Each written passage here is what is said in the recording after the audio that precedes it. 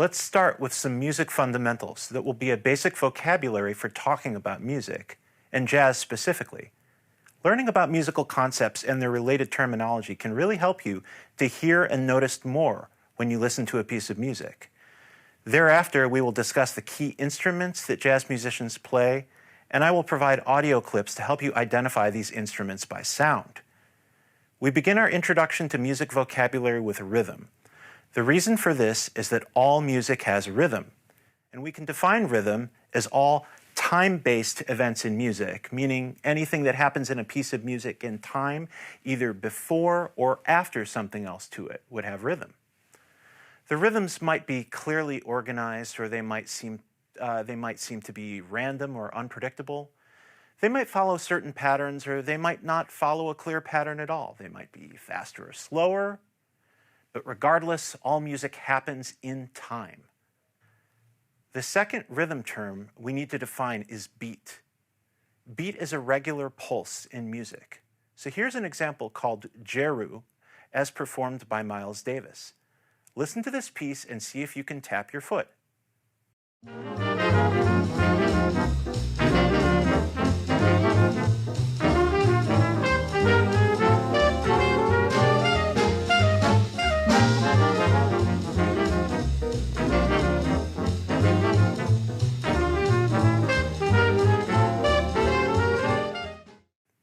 If you can tap your foot to the music, you're probably tapping the beat. Now, most jazz music has a beat.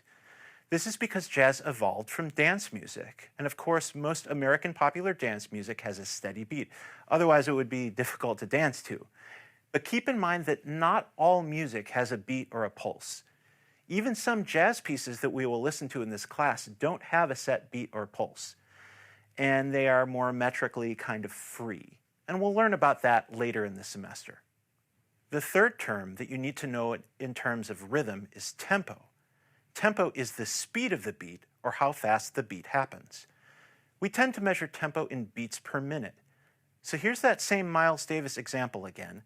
Think about whether it is slow or fast.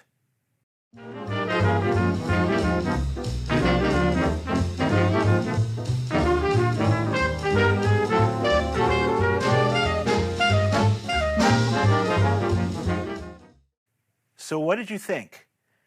I used a metronome app with a tapping function to see what the tempo of this track is, and it's about 180 beats per minute. Jazz musicians might consider that tempo medium up or medium up tempo. But if you said fast, I understand. To jazz musicians, this is only medium up tempo because some jazz tunes are played really, really fast. But anyway, that's the idea.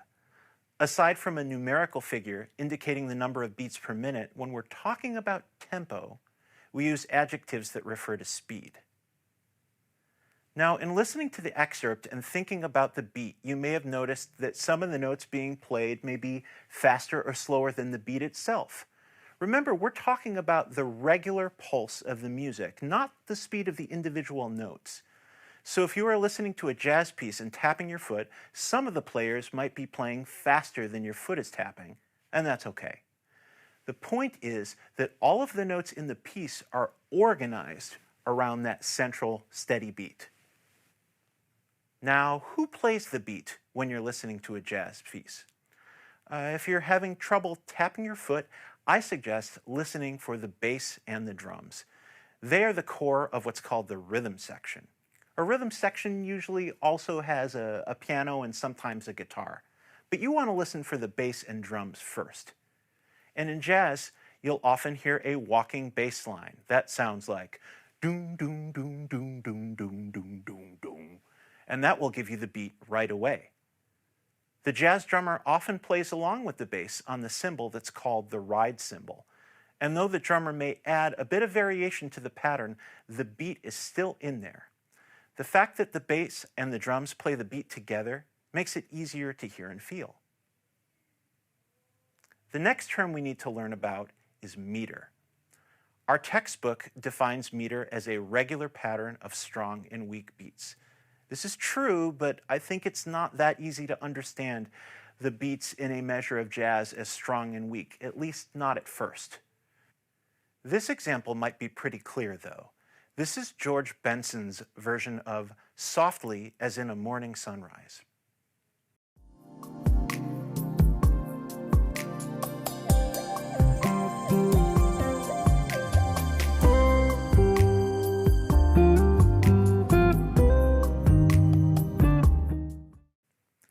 So you hear the beat going by about this fast.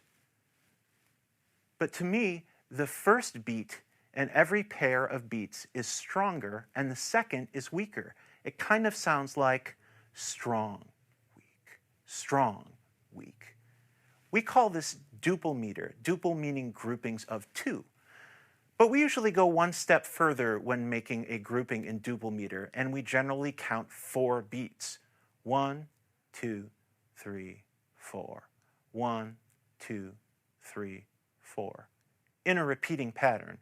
Or if you want to add the emphasis that matches the Benson recording, 1, 2, 3, 4.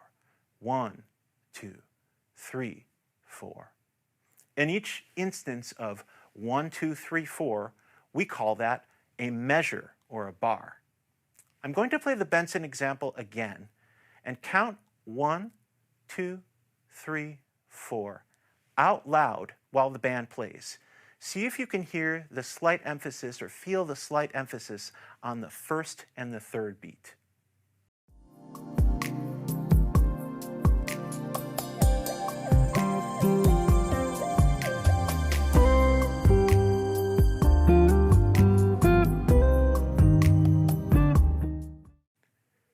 Most jazz, and probably most of the music you listen to, is in duple meter and has measures with 4 beats. But some music is in other meters. Listen to this version of Sonny Rollins playing his original composition, Valse Hot.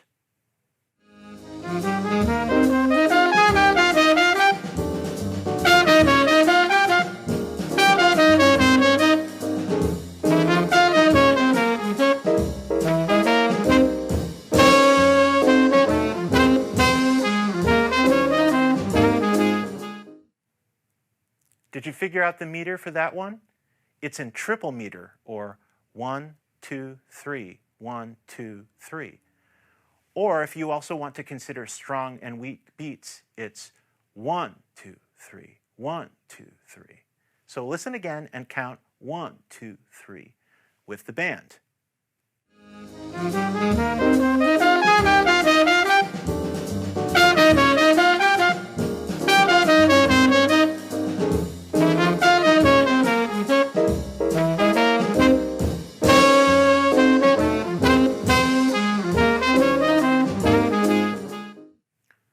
So we've talked about duple and triple meter and a bit about measures.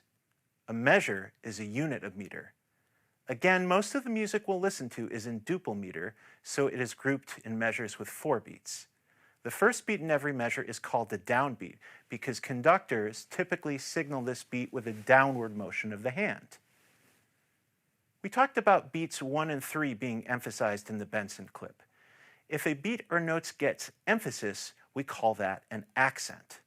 But not all accents fall on strong beats. In music, when rhythms fall on unexpected places, we call that syncopation. So we could define syncopation as accents in unexpected places. Let's listen to an excerpt of Thelonious Monk's 4 and 1. Jazz is full of syncopation, but Monk's music is particularly syncopated.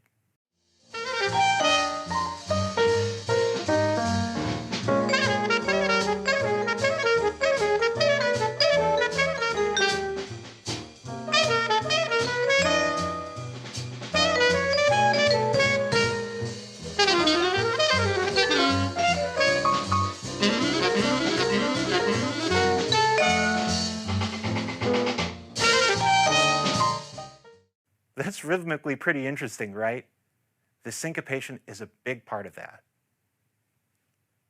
As we've discussed, not all of the notes played in a jazz piece line up with the beat, and some are faster and slower.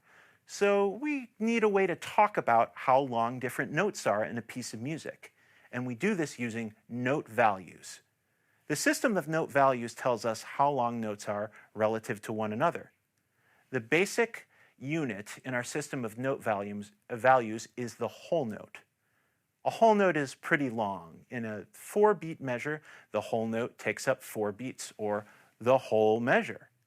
If you divide the whole note in 2, you get 2 half notes, each 2 counts long.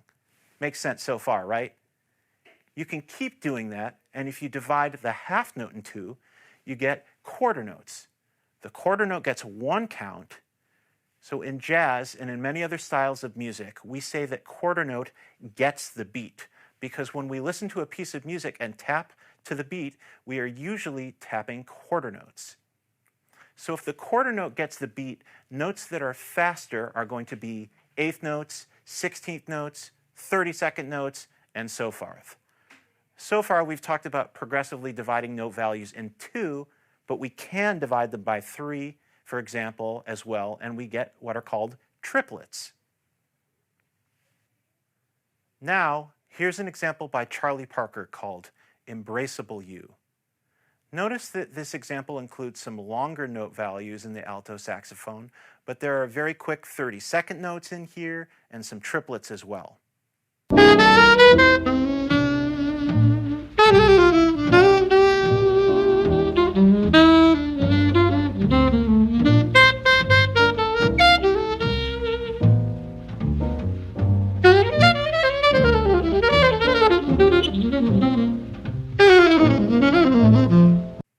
I think that some people believe that jazz or improvisation is playing what you feel. To some extent, that's true, but a jazz master like Charlie Parker was a great student of music and all of its elements, like harmony, melody, form, and rhythm. So even when he's improvising here, sometimes at warp speed, he's using specific rhythmic note values. He's also putting syncopation in very particular places and doing so while addressing the tempo and the meter of the song, as well as the chord progression, which we'll get into later. And it's all deliberate and intelligent. You can't make it sound like this otherwise. Now in this class, you don't need to worry about telling me exactly what note value is being played at any given time. I'm not going to ask you questions like that on a test or assignment. But you should understand some things about the concept of note values, such as that a quarter note usually gets the beat, and that a half note is twice as long as a quarter note, etc.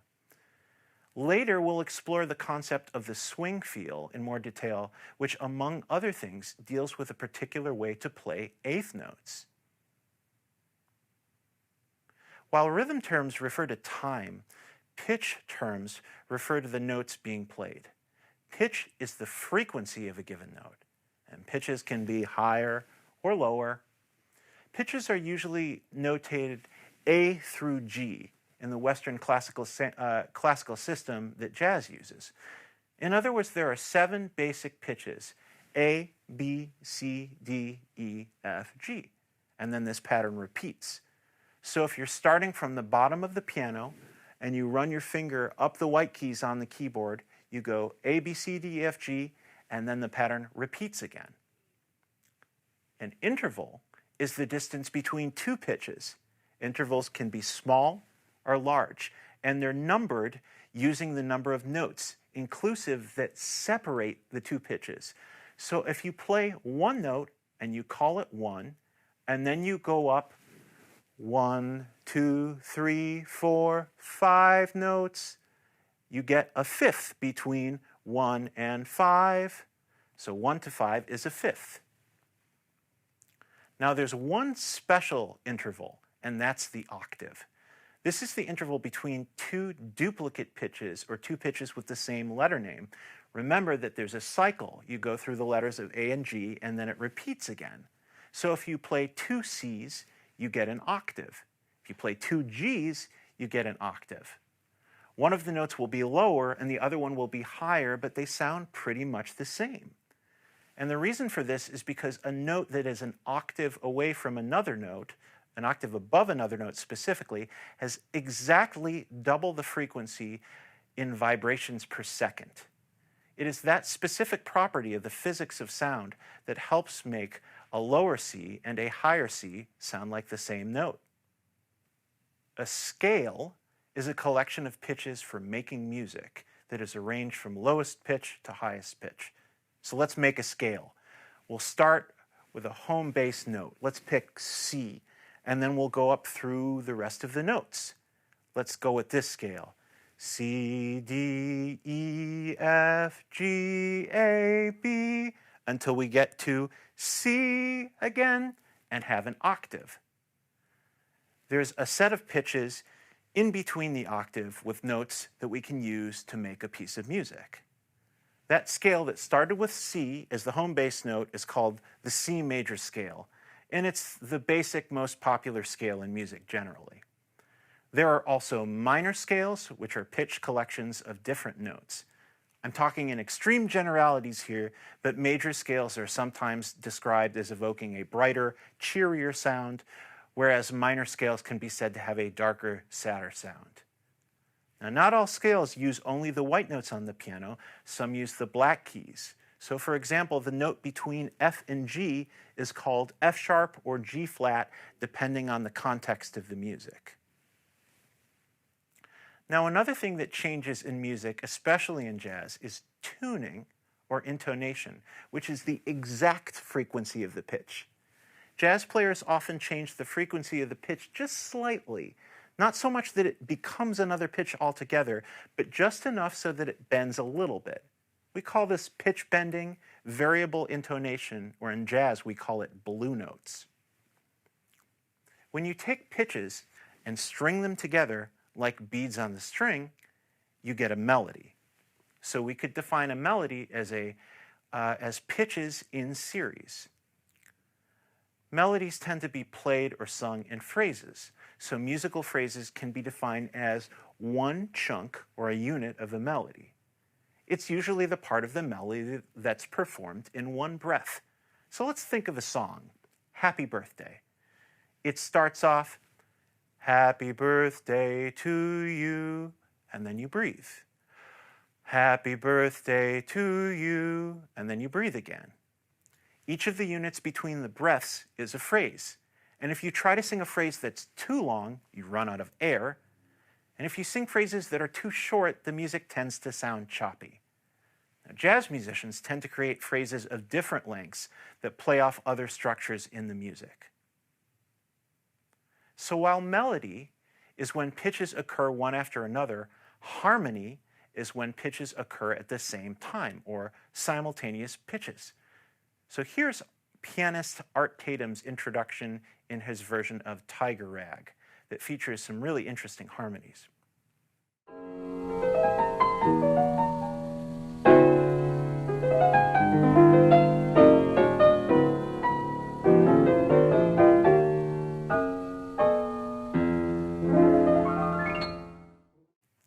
Most jazz has both melody and harmony because together they make the music richer and more interesting.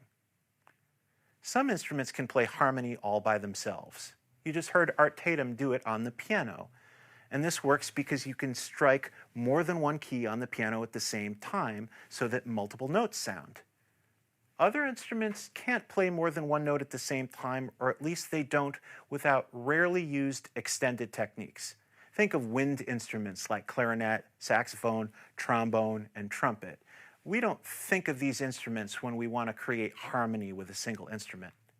But composers and arrangers can get around this limitation by having several of those instruments in an ensemble.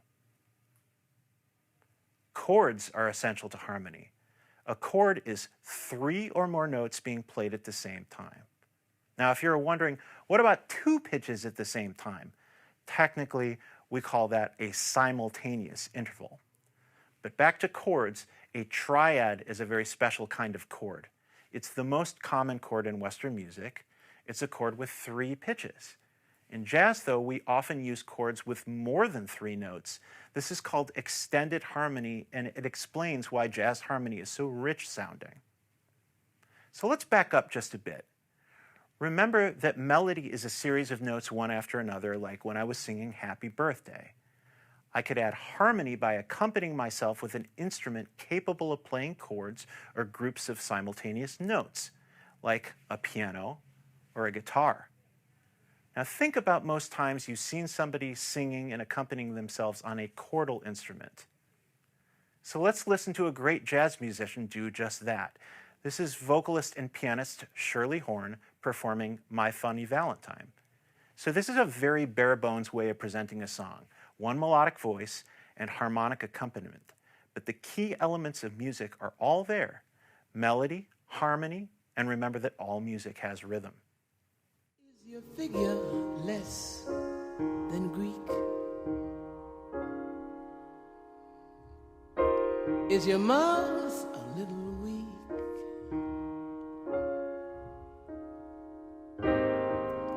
When you open it to speak,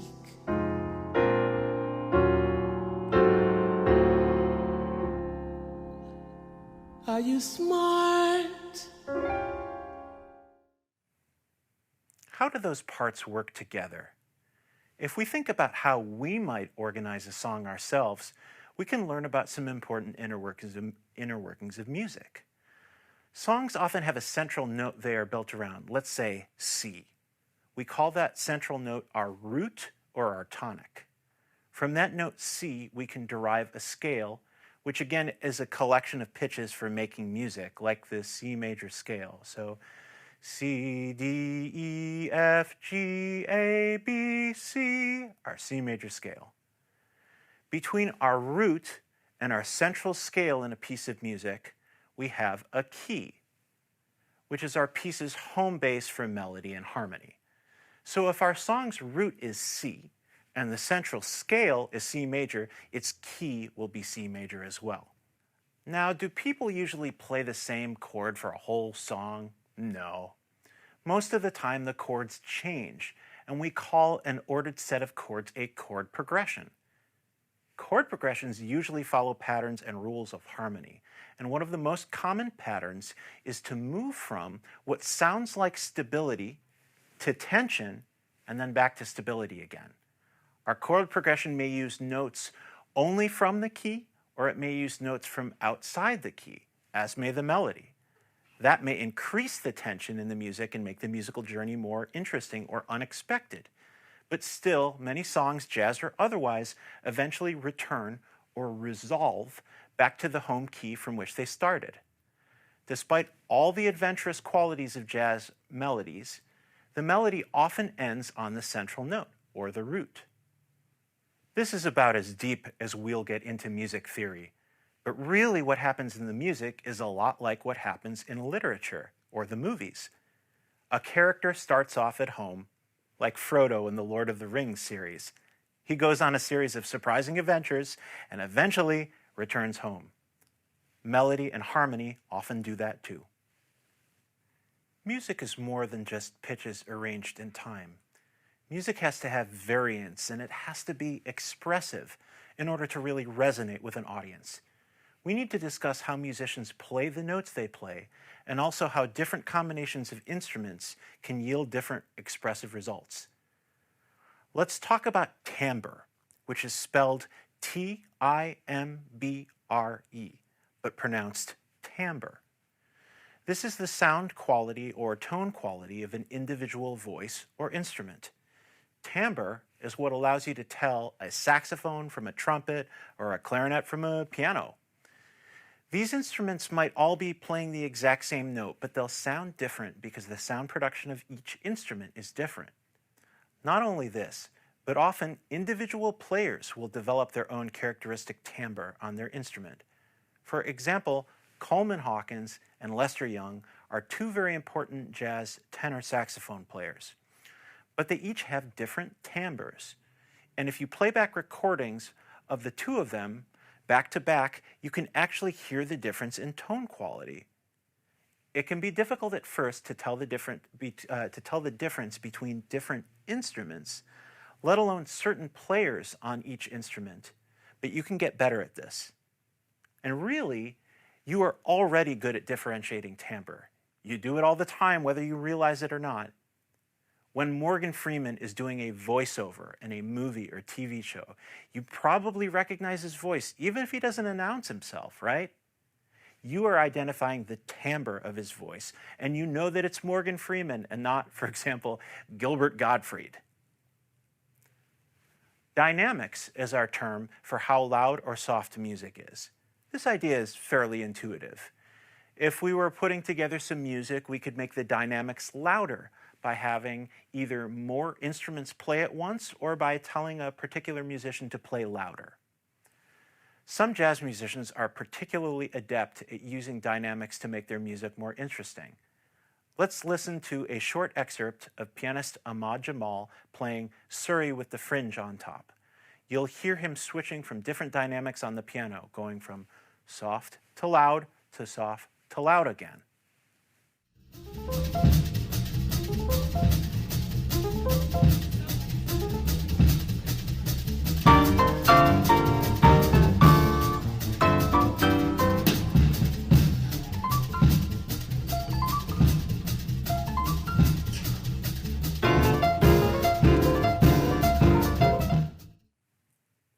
Articulation is our term for how a player begins and ends the note. Does the note end with a sharp cutoff, or does it end with a slow decay? Does it begin with a sharp attack, or does it begin gently? Here are two examples that illustrate what I mean by articulation. The first involves punchy attacks with short cutoffs, which we call staccato.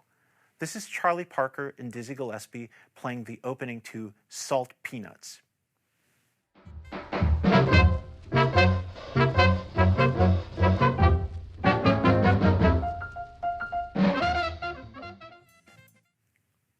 The second example involves a soft attack, and the notes are held longer and released gently.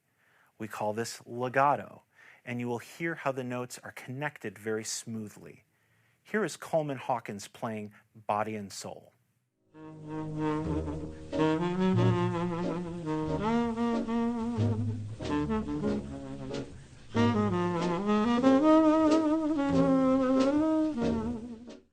Now, let's talk about texture.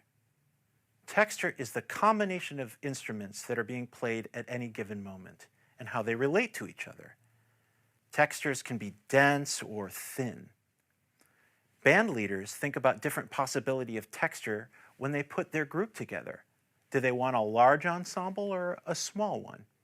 But even if the ensemble is large by jazz standards, like a big band with maybe 18 instruments, that doesn't mean all those instruments need to be playing all the time, right?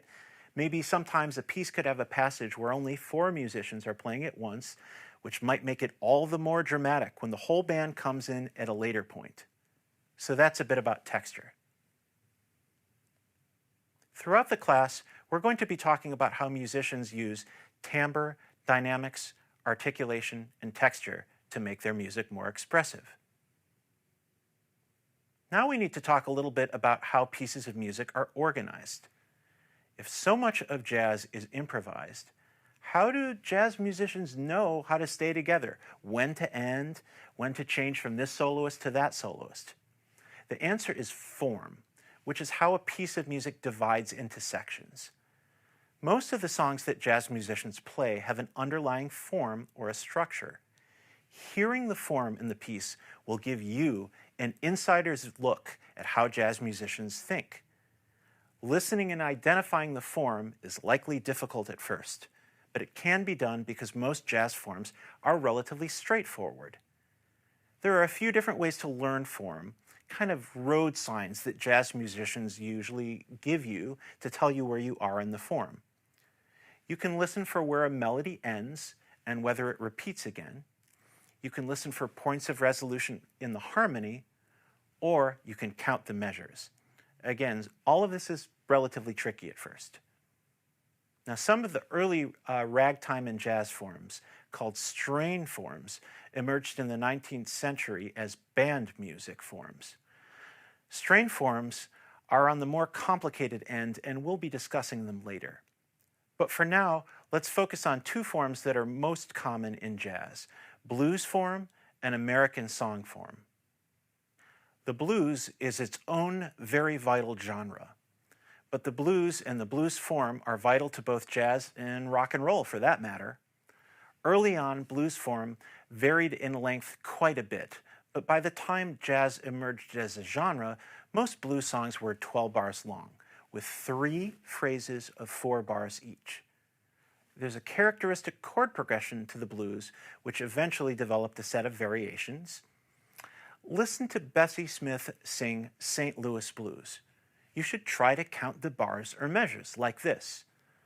1, 2, 3, 4. 2, 2, 3, 4. 3, 2, 3, 4, etc. Try making it through the whole 12-bar form that way. Your last bar will be 12, 2, 3, 4. I hate to see the evening sun go down.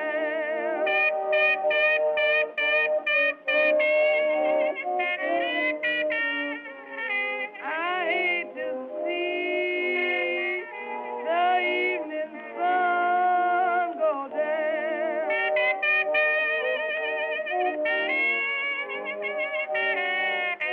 It makes me think I'm on my last go round.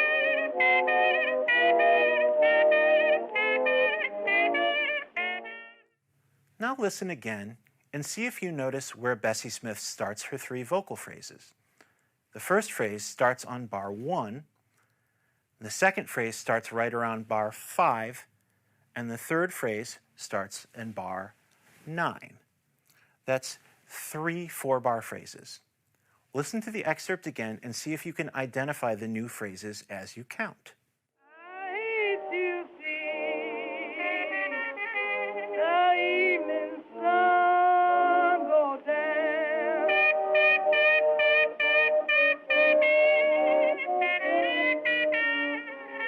I hate to see the evening sun go down.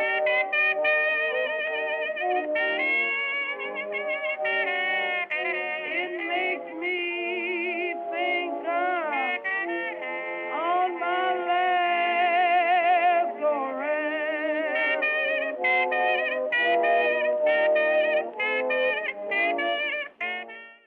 You may have also noticed that the first 2 phrases that Bessie Smith sings have the same lyrics, but the lyrics change for the last phrase.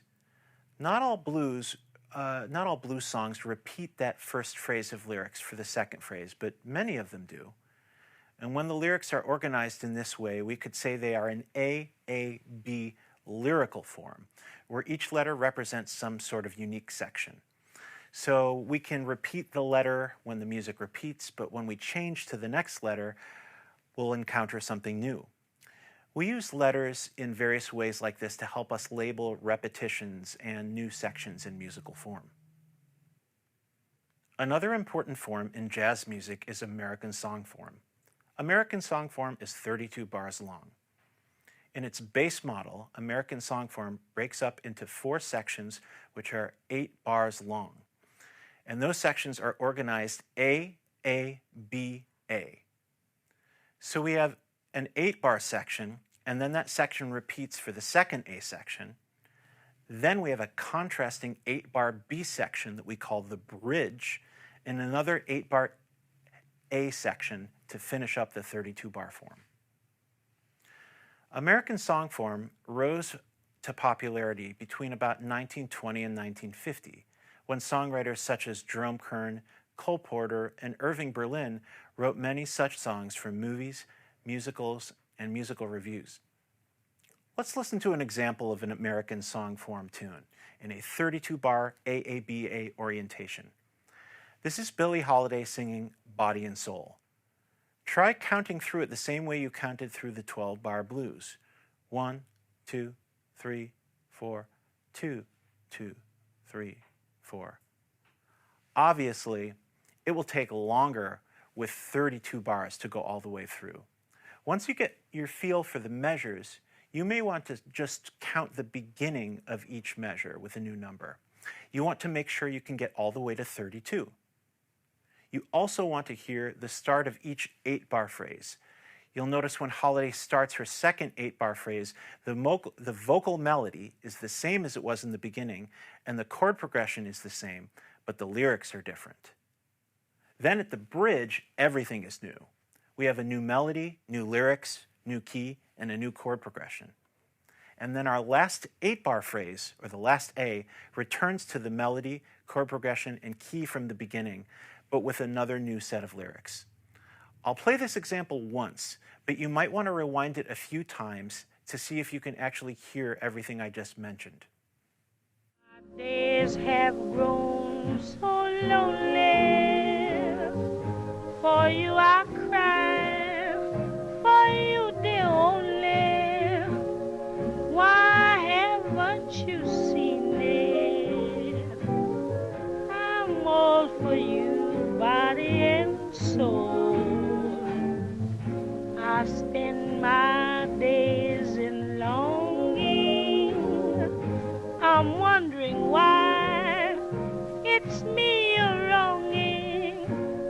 Oh, I tell you I mean it. I'm all for you, body and soul. So whether it's a 12-bar blues or a 32-bar American song form tune, we call each pass through the form a chorus.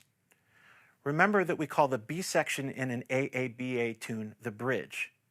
Now, if you're thinking, hey, this is different than the way we use these terms when discussing pop and rock music in verse, chorus, verse form, you're right, it is different.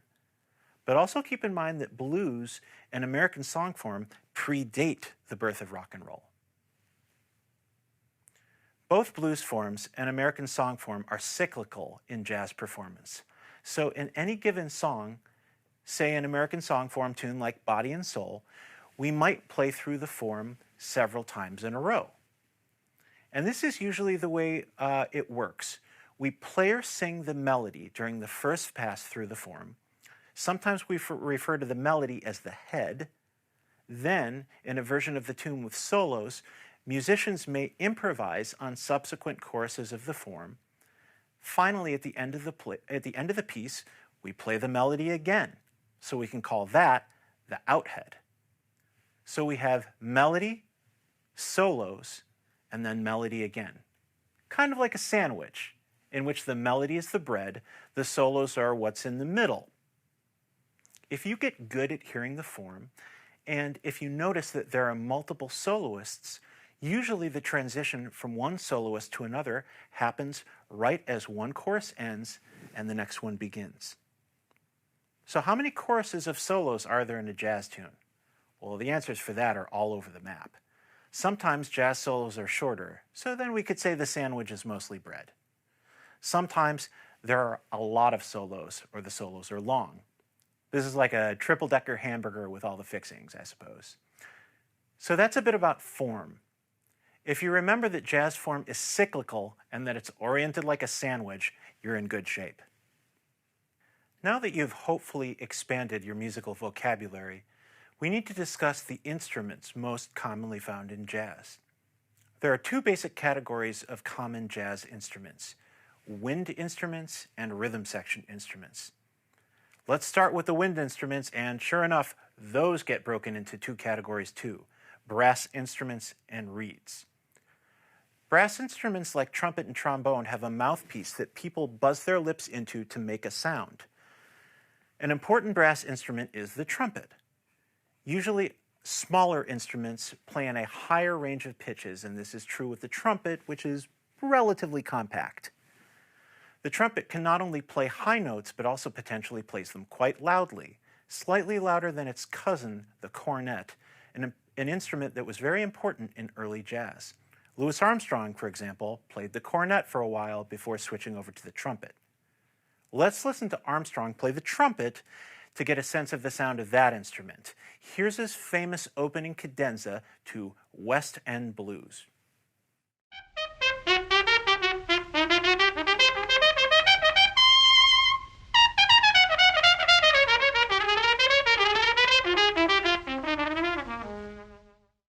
In case you were wondering, a cadenza is a virtuosic solo passage inserted into a larger work, often at the end, but sometimes at the beginning. These cadenzas are great opportunities for us to hear jazz masters play their instruments alone. So anyway, back to the trumpet, you can see that in the right hands, the instrument has a really powerful sound. By the way, in this section devoted to the different instruments, I'll tell you the names of the song in case what you hear intrigues you, but I'm not looking for you to memorize the names of these songs. The focus here is the sound of the instruments. The other prominent brass instrument in jazz is the trombone. This is a larger instrument than the trumpet, and thus the range is lower. Unlike the trumpet that has valves, which you can think of as the keys that are pressed by the trumpet player's right hand, the trombone has a long slide. There's a great example here of the sound of the jazz trombone as played by J.J. Johnson on a piece that's actually called Cadenza.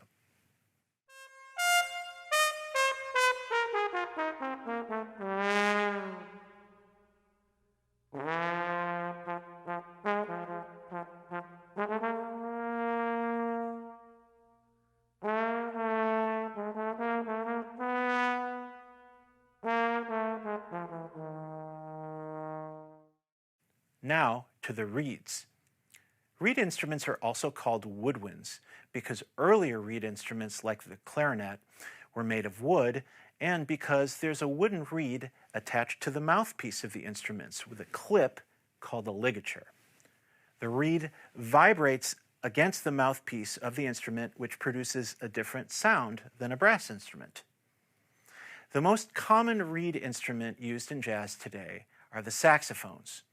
There are 4 different kinds of saxophone in common jazz usage, and I'll list them from smallest to biggest, which is also the highest range to the lowest range: soprano, alto, tenor, and baritone saxophones.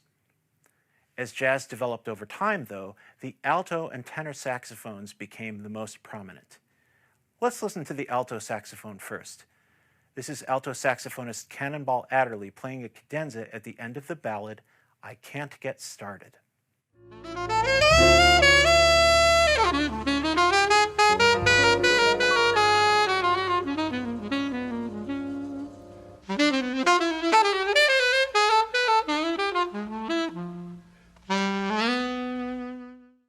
Now the tenor saxophone is a little bigger, so it has a deeper sound and a lower range. But keep in mind some of the difference is the unique timbre of the individual player. Here's Sonny Rollins on tenor saxophone playing an intro to You Do Something to Me.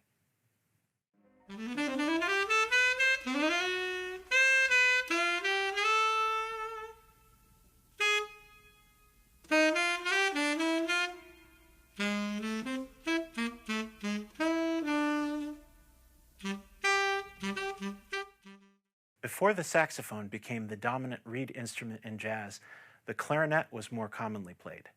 The clarinet has a straight barrel, unlike the curved alto and tenor saxophones. Its range is higher than either of those instruments, and it's closer to the range of a soprano saxophone, although the clarinet has a slightly larger range. Clarinets are made of wood, not metal, so you might identify a slightly woodier tone in a clarinet versus a saxophone. This is clarinetist Anat Cohen playing a cadenza on Body and Soul.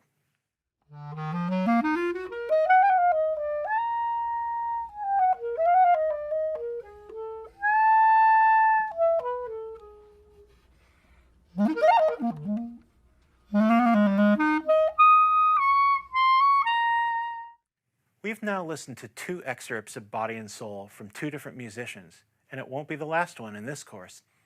Body and Soul is one of the classic songs of the jazz repertoire, what we call a jazz standard, so it has been played and recorded by countless jazz musicians. So those are the key wind instruments in jazz: trumpet, trombone, saxophone, and clarinet. Remember, trumpets and trombones are considered brass instruments, and saxophones and clarinets are reeds or woodwinds. Now we move to the instruments that make up the rhythm section. Though all instruments in jazz must play rhythmically, instruments such as bass, drums, piano, and guitar have historically had more overt roles in keeping rhythmic pulse. Let's start with the acoustic bass, sometimes called the double bass. This particular kind of bass is so ubiquitous in jazz that we usually just refer to it as the bass.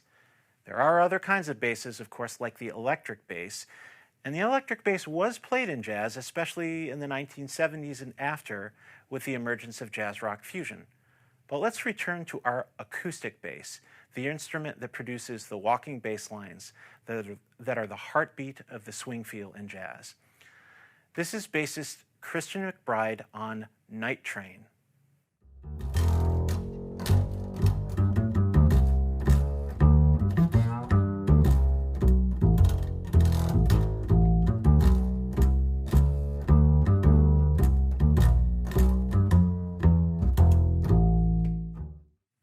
The drum set is actually a series of different instruments put together, including the ride cymbal, hi-hat cymbals, the snare drum, the bass drum, tom-tom drums, and more.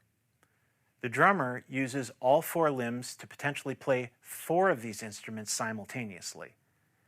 In rock and roll drumming, the bass drum and the snare drum are the most important instruments in keeping time. Boom, bap, boom, boom, bap, boom, bap, boom, boom, bap. But in jazz, timekeeping on the drum set eventually becomes about the cymbals, particularly the ride cymbal, which is played with the right hand.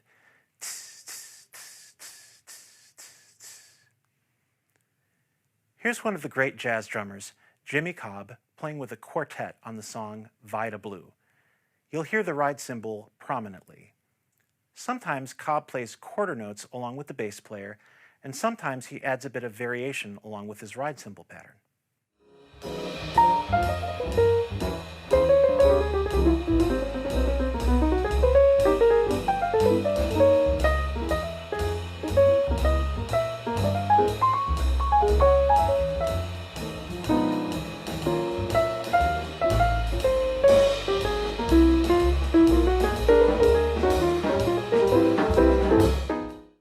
As jazz developed, all instruments became solo instruments, which means we have lots of recorded examples of the drum set playing alone.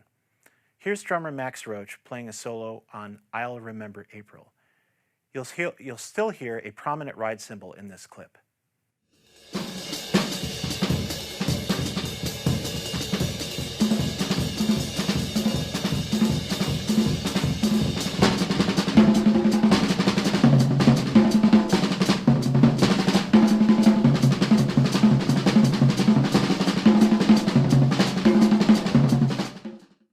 The piano is an amazingly versatile instrument in jazz or any other style of music.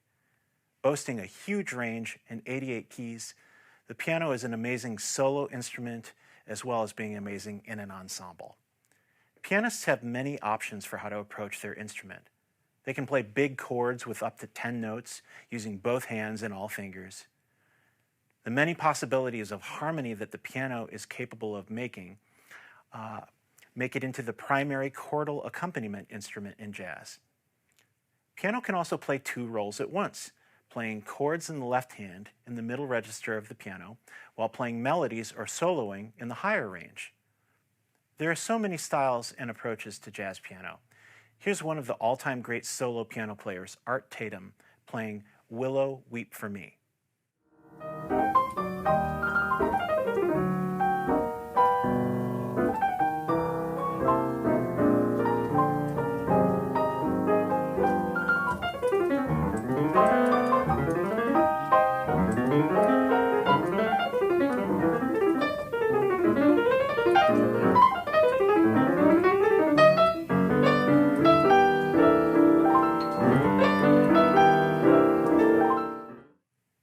Tatum is all over the piano, with bass lines, chords, melodies played in octaves, you name it.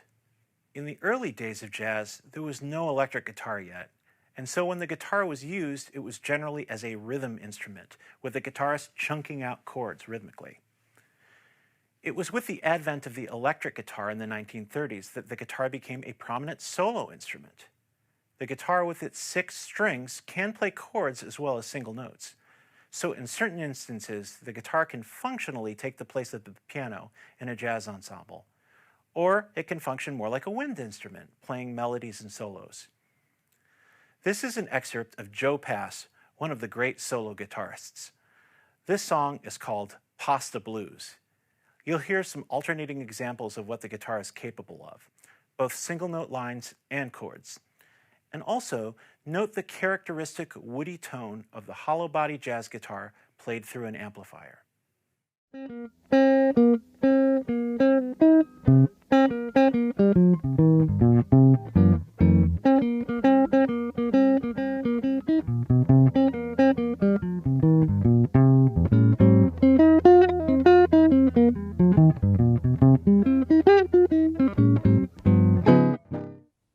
In summation, we've hit upon a variety of music fundamentals, such as rhythm, melody, and harmony.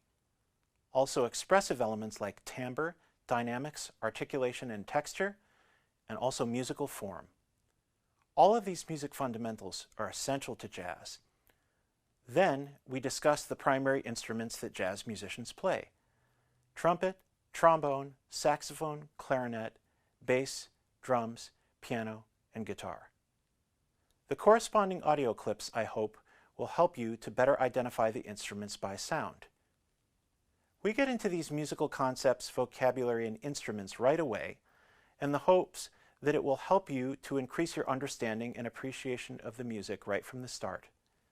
Next, we will investigate the origins of jazz.